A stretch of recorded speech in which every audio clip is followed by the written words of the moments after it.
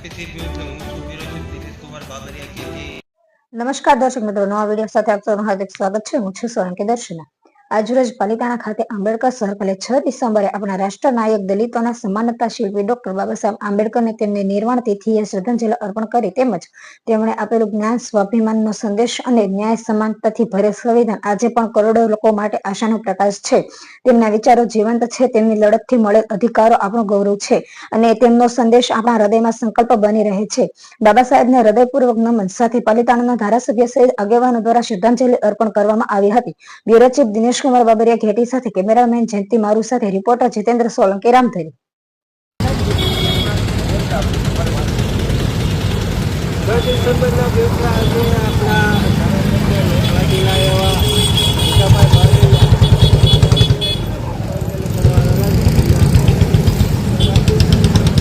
ચાલુ જ છે. હા, ખમી જાવ બધી.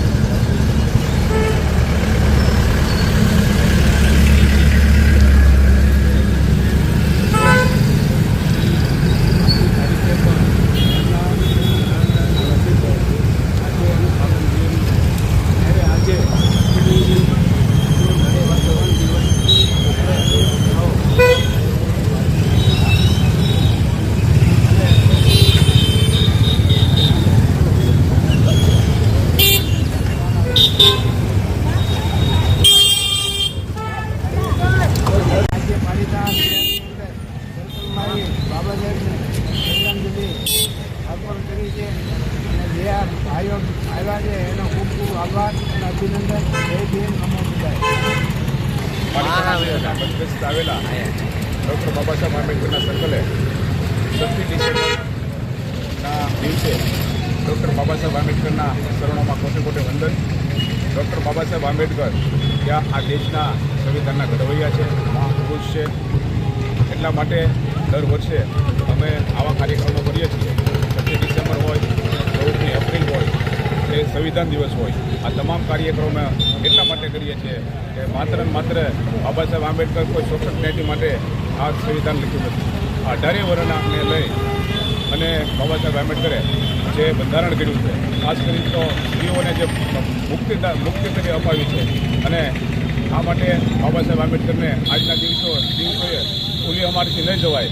કારણ કે બાબા સાહેબ આંબેડકરે આ દેશ માટે બહુ ઘણું બધું કર્યું છે, એની કલ્પના ન કરી શકાય. અને ડૉક્ટર બાબા સાહેબ આંબેડકરનો મેં શ્રદ્ધાંજલિ રૂપે અને પાલિતાણાના સ્થાનિક આગેવાનો દ્વારા અમે પુષ્પાંજલિનો કાર્યક્રમ રાખ્યો છે. તેમાં મોટી સંખ્યામાં ગ્રામ્ય વિસ્તાર અને શહેરી વિસ્તારમાંથી આગેવાનો અને કાર્યકર્તાઓ ઉપસ્થિત રહ્યા છે, ક્રાંતિકારી લોકો. એમને બધાનો હું હૃદયપૂર્વક આભાર માનું. 194 દેશમાં શ્રદ્ધાંજલિ ઉજવવામાં આવે છે વિશ્વની.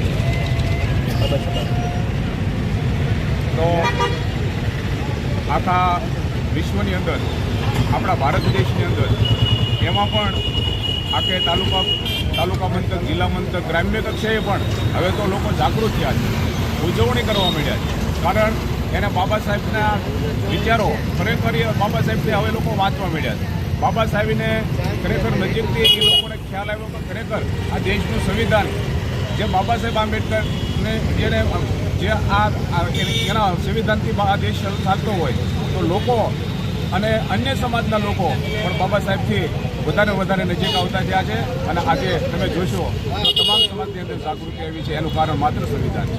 આ દેશના ભારત પરમ બાબા સાહેબ આંબેડકર આજ મહાપરિવાર દિવસ છે. અને એ દિવસ નિમિત્તે આજે બાબા સાહેબનું પુતળું છે આજે પાલિતાણા ખાતે. અને અહીંના તમામ વડીલો અને તમામ કાર્યકર્તાઓ અહીંયા ઉપસ્થિત થઈ અને આ પરિવાર દિવસને સારી રીતે અને વ્યવસ્થિત રીતે આજે ઉજવવામાં આવે છે. તો બાબા સાહેબ નિમિત્તે વાત કરું તો બહુ ઓછી શબ્દો તૂટી છે, પરંતુ એના બારામાં 2 શબ્દ કહેવા માગું છું કે બાબા સાહેબે આ ભારત દેશની અંદર કાયદાના ઘડવૈયા કરીને એને નામનું બિરુદ લીધું છે. અને એમને વધારે કરી કે મહિલા માટે જે કાંઈ અધિકારો પ્રાપ્ત કર્યા છે એ એમને આજ દરેક મહિલા આજ બાબા સાહેબ આંબેડકરના કાયદાને હેઠળ સુરક્ષિત છે અને સારી રીતે રહે. આવી વ્યાખ્યા, આવી વ્યવસ્થા ભારત સિવાય બીજે ક્યાંય નથી. પણ આજે આ બધું ભારતમાં જોઈને આ વિદેશોમાં પણ આવી જ રીતે નીતિ અપનાવી છે અને આવી જ રીતે મહિલાઓનું પ્રોત્સાહન કરવામાં આવે છે. અને બાબા સાહેબ વિશ્વના રત્ન કહેવાના. આજે વધારે બોલાય ને પણ તો આજે અમારી સમાજના બધા માણસો અહીંયા ઉપસ્થિત થઈ અને આજે બાબા સાહેબનું જે મહાપરિવાર દિવસ નિમિત્તે બધા ઉભા થાય તે બદલ હું ખૂબ ખૂબ આભાર છું. અને ખાસ કરીને અમારા જે મારું સાહેબ રહ્યા જે અહીંના પ્રેસ રિપોર્ટર છે એમને હું ખાસ આભાર કરું.